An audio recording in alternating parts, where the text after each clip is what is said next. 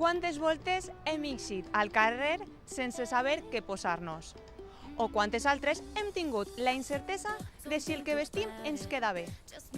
Avui ens n'anem amb una personal shopper per a conèixer el seu treball.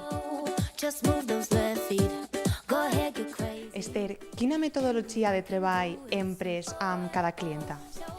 Pues mira, Yasmina, la primera parte sería una entrevista con el cliente para conocer sus gustos y necesidades.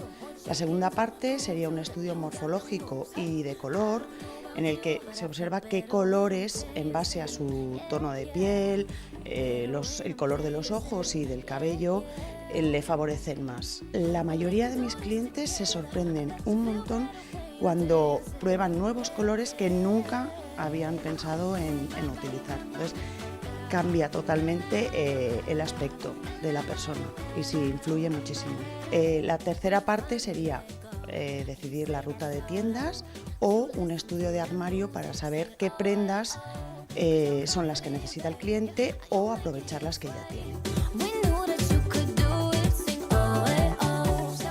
Després de fer l'estudi morfològic ens aniríem ara de tendes, veritat?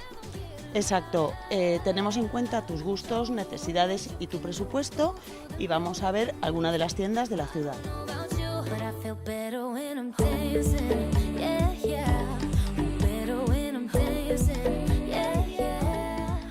Penses que n'hi ha molta gent que realment no sap qui li senta bé o en general saben vestir?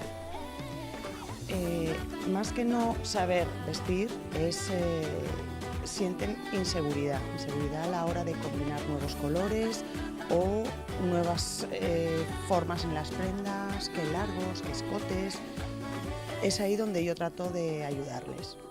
Sorprende la cantidad de gente joven que solicita el asesoramiento pues, para su primera entrevista de trabajo o gente que trabaja y no tiene tiempo para ir de compras,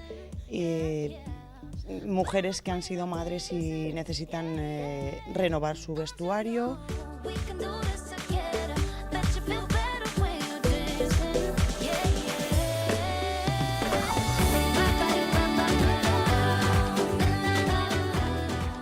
Com he comprovat, els nostres dubtes se'n van amb l'ajuda d'una professional. Jo ara, amb aquestes idees, me'n vaig a fer la meva ruta de tendes.